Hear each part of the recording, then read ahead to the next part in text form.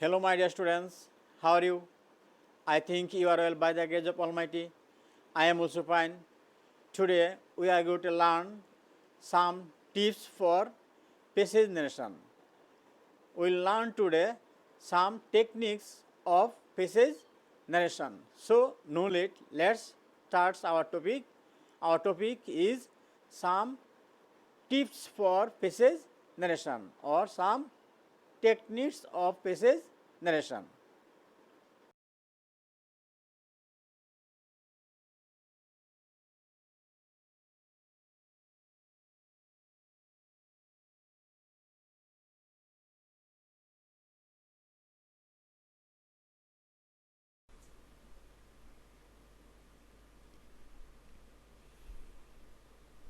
Dear students, today we will learn some tips for passage narration.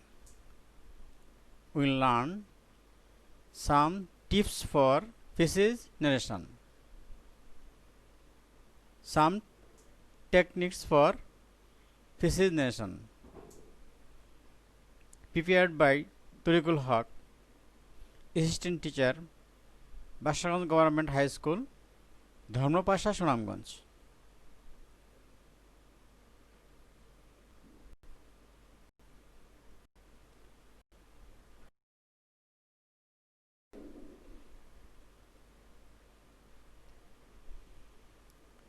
তো passage নারেশনে yes থাকলে ইয়েসের পরিবর্তে দেখব yes কে বলছে, ওই সাবজেক্ট লিখব, তারপর রিপ্লাইড ইন দ্য অ্যাফার্মেটিভ, তাহলেই হয়ে যাবে। ইয়েস যে বলছে ওই সাবজেক্টটা লিখব, তারপর রিপ্লাইড ইন দ্য অ্যাফার্মেটিভ দিলেই হয়ে যাবে। যেমন হি সেড ইয়েস, তাহলে ইয়েস কে বলছে হি, সাবজেক্টটা কি হবে হি, তারপর replied in the affirmative. So the answer will be he replied in the affirmative.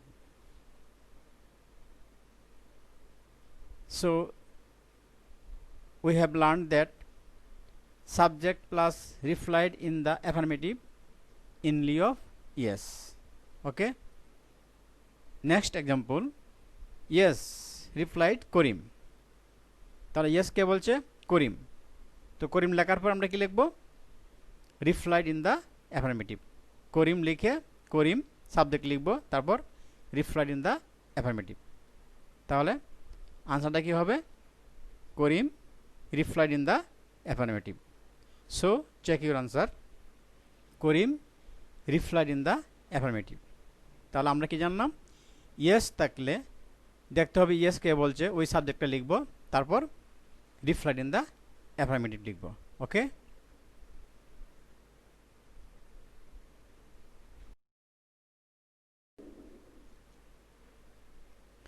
No এর পরিবর্তে দেখব নো কে বলছে ওই সাবজেক্টটা লিখব, তারপর রিপ্লাইড ইন দ্য নেগেটিভ লিখব, তাহলেই হয়ে যাবে।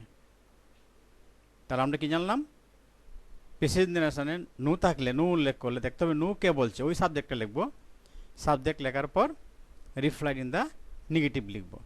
ফর এক্সাম্পল, নো রিপ্লাইড রহিম, তাহলে এখন সাবজেক্টকে রহিম, তারপর কি লিখব, replied in the negative. So the answer will be Rahim replied in the negative. Understand? তাহলে আমরা কি জানলাম, যে নো থাকলে দেখতে হবে নো কে বলছে ওই সাবজেক্টটা লিখব, তারপর রিপ্লাইড ইন দ্য নেগেটিভ লিখব। Okay, so check your answer, no replied Rahim, so the answer will be Rahim replied in the negative. Next example, the man said no, তাহলে নো কে বলছে দি ম্যান, এরপর কি লিখব, রিপ্লাইড ইন দ্য অ্যাফার্মেটিভ, তাহলেই হয়ে যাবে। So the answer will be the man replied in the negative. So check your answer, the man replied in the negative. Understand?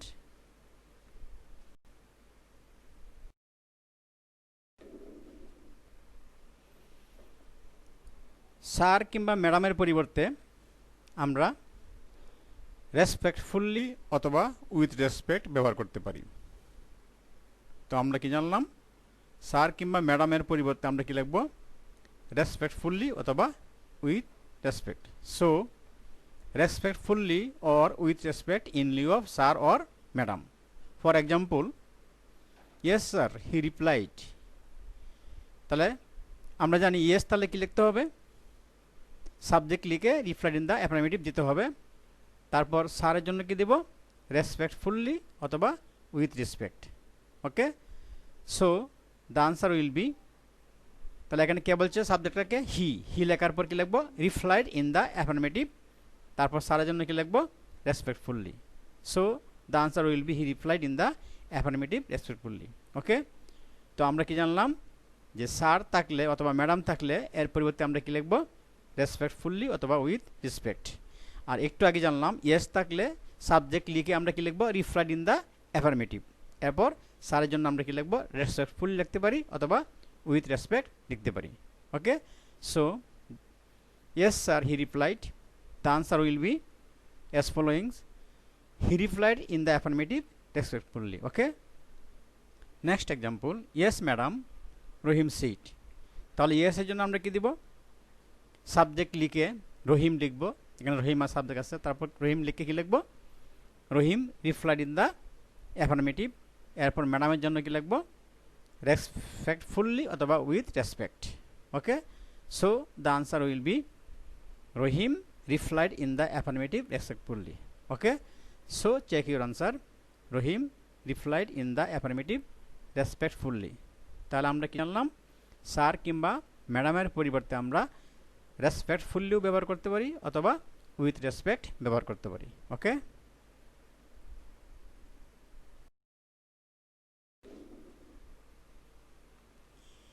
Please এর পরিবর্তে আমরা কাইন্ডলি ব্যবহার করব। ওকে, kindly in lieu of please. For instance, please give me a glass of water, he said to me. The answer will be, যেহেতু এটা imperative sentence, told দিতে পারি, request দিতে পারি, he told me to give him a glass of water kindly। তাহলে আমরা জানলাম কি, প্লিজ থাকলে প্লিজের পরিবর্তে আমরা কি দেব, kindly। Okay, so check your answer, he told me to give him a glass of water kindly। Okay,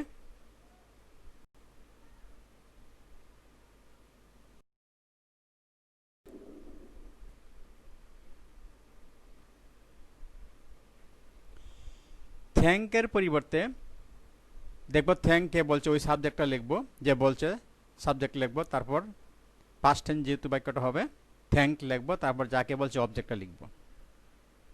so subject plus thanked plus object in Liu of thank. যদি thank উল্লেখ থাকে তো দেখব থ্যাঙ্ক কে বলছে ওই সাবজেক্টটা লিখব, তারপর থ্যাঙ্কের পাস্ট ফর্ম থ্যাঙ্কড দিব যেহেতু রিপিটিং ভার্ব পাস্ট টেন্সে থাকে, তারপর যাকে বলছে ওই অবজেক্টটাকে লিখব। ফর ইনস্ট্যান্স, উদাহরণস্বরূপ আমরা দেখব thank you he said to Rahim. তাহলে থ্যাংক ইউ কে বলছে, হি কাকে বলছে, রহিমকে বলছে। তাহলে সাবজেক্টকে হি, তারপর কি লিখবো, থ্যাঙ্কড, তারপর অবজেক্ট কি হবে, Rahim. Okay, so the answer will be he thanked Rahim. তাহলে আমরা কি দেখলাম যে থ্যাঙ্ক উল্লেখ থাকলে দেখব থ্যাঙ্ক কে বলছে ওই সাবজেক্টটা লিখবো, তারপর থ্যাঙ্কের পাস্ট টেন্স লিখবো যেহেতু রিপিটিং ভার্ব সাধারণত পাস্ট টেন্স থাকে, তারপর অবজেক্টটা লিখবো, যাকে বলছে ওই তাকে বলবো। তাহলে কি হলো, thank you he said to Rahim. তাহলে এখানে কে বলছে, থ্যাঙ্ক, হি বলছে, হি লিখবো, তারপর থ্যাঙ্কের পাস্ট ফর্ম থ্যাঙ্ক, তারপর অবজেক্টটা Rahim. So the answer will be he thanked Rahim. Understand? Next example, thank you sir the boy said to the teacher. তো আমরা এখানে the boy said to the teacher, তাহলে কে বলছে, থ্যাংক, দি বয়। তো সাবজেক্টটা কি লিখবো, দি বয়, তারপর থ্যাঙ্কের পাস্ট ফর্ম থ্যাঙ্কড, কাকে বলছে, দ্য টিচারকে। So the answer will be the boy thank the teacher. এরপর স্যারের জন্য আমরা কি লিখতে পারি, রেসপেক্টফুলি অথবা with respect. So the answer will be the boy thank the teacher respectfully. তাহলে আমরা কি দেখলাম, থ্যাঙ্ক উল্লেখ থাকলে দেখব কে বলছে ওই সাবজেক্টটা লিখবো, তারপর থ্যাঙ্কের পাস্ট ফর্ম দিব যেহেতু রিপিটিং ভার্ব পাস্ট টেন্স থাকে, তারপর অবজেক্টটা লিখবো। রাইট?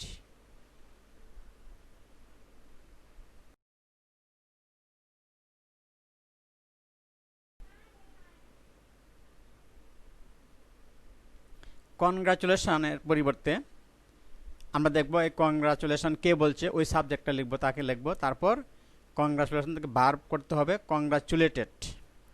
আর কেন লিখব কনগ্রাচুলেটেড? যেহেতু রিপিটিং ভার্ব সাধারণত পাস্ট টেন্স থাকে। তারপর অবজেক্ট, যাকে বলছে ওই অবজেক্টটা লিখব। উদাহরণস্বরূপ দেখব congratulation he said to me. তাহলে এখানে কনগ্রাচুলেশন কে বলছে? হি। তো সাবজেক্ট লিখব, তারপর কি লিখব? কনগ্রাচুলেটেড। তারপর কাকে বলছে? আমাকে, মি। অবজেক্টটা দেব। So the answer will be he congratulated me. তাহলে আমরা কি দেখলাম? কনগ্রাচুলেশন থাকলে দেখতে হবে কে বলছে, ওই সাবজেক্টটা লিখব। তারপর এখান থেকে ভার্ব করতে হবে কনগ্রাচুলেটেড, যদি ভার্ব বা পাস্ট টেন্স থাকে রিপিটিং ভার্ব। তারপর অবজেক্ট কাকে বলছে? অবজেক্টটাকে লিখব, মি। এখানে মি আছে, মি লিখব। So the answer will be he congratulate me. Okay.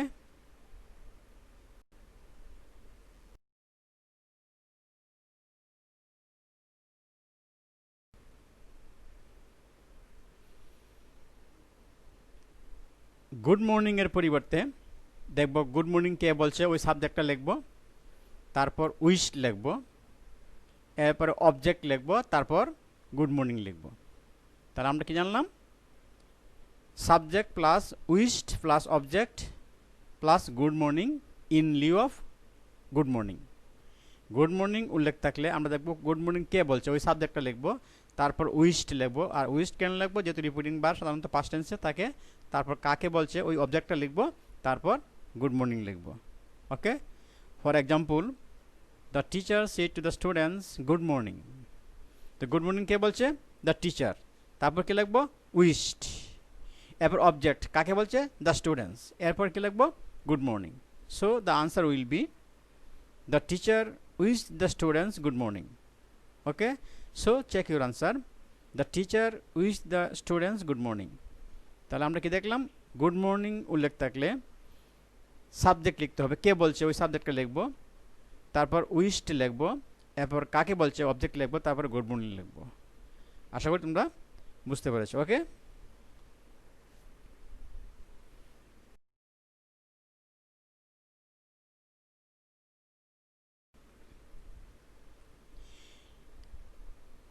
Good evening এর পরিবর্তে সাবজেক্ট লিখব, তারপর উইশড, তারপর অবজেক্ট, এরপরে গুড ইভিনিং লিখব। যেমন he said to me good evening. তাহলে কে বলছে? হি। তারপর লিখব উইশড, কাকে বলছে? অবজেক্ট আমাকে, এরপর good evening. So he said to me good evening. The answer will be he wished me good evening. Okay. So check your answer. He wished me good evening. তাহলে আমরা কি দেখতে পারলাম? যে গুড ইভিনিং থাকলে দেখতে হবে কে বলছে, ওই সাবজেক্ট লিখব, তারপরে উইশ লিখব, কা বলছে অবজেক্ট লিখব, তারপরে গুড ইভিনিং লিখব। ওকে।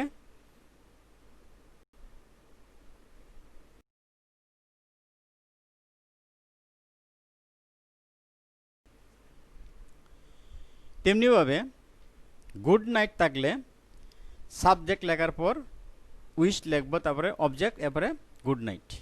আশা করি তোমরা এটা সহজেই বুঝতে পারছো, যেহেতু আমরা এরকম আরও কয়েকটা উদাহরণ দেখলাম একই ধরনের প্রায়। Good night Rahim said to Karim. তাহলে কে বলছে? রহিম। এরপর উইশ লিখব, কাকে বলছে? করিম, এরপর good night. So good night Rahim said to Karim. The answer will be Rahim wished Karim good night. Okay. So check your answer. Rahim wished Karim good night. আশা করি তোমরা সহজে এটা বুঝতে পেরেছ। একই ধরনের কয়েকটা উদাহরণ লক্ষ্য করলাম।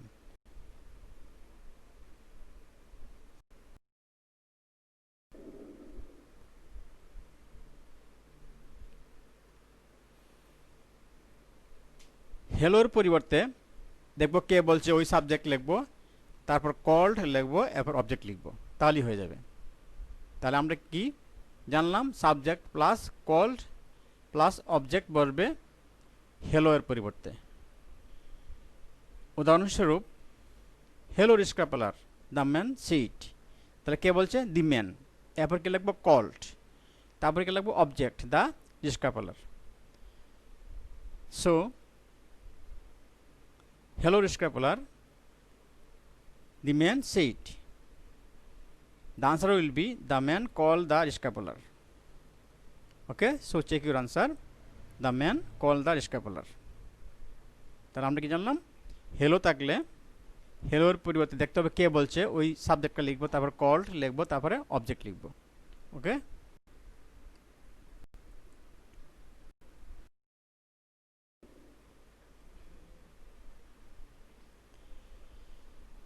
সোয়ারিং বাই আল্লাহ দিতে হবে ইনস্টিড অফ বাই আল্লাহ অথবা in the name of Allah. By Allah অথবা in the name of Allah এর পরিবর্তে আমরা কি লিখবো, সোয়ারিং বাই আল্লাহ। তো আমরা কি জানলাম, বাই আল্লাহ অথবা ইন দ্য নেম অফ আল্লাহ এরকম থাকলে আমরা কীভাবে শুরু করব, সোয়ারিং বাই আল্লাহ, এভাবে আমরা শুরু করব। যেমন he said by Allah I have not kill him. তাহলে আমরা কীভাবে আনসার দেব, swearing by Allah he said that he had not kill him. তাহলে আমরা কি দেখলাম, বাই আল্লাহ অথবা in the name of Allah এর পরিবর্তে আমরা কীভাবে শুরু করব, swearing by Allah. For instance he said by Allah I have not killed him, so the answer will be swearing by Allah he said that he had not killed him. Okay, so check your answer. Swearing by Allah, he said that he had not killed him.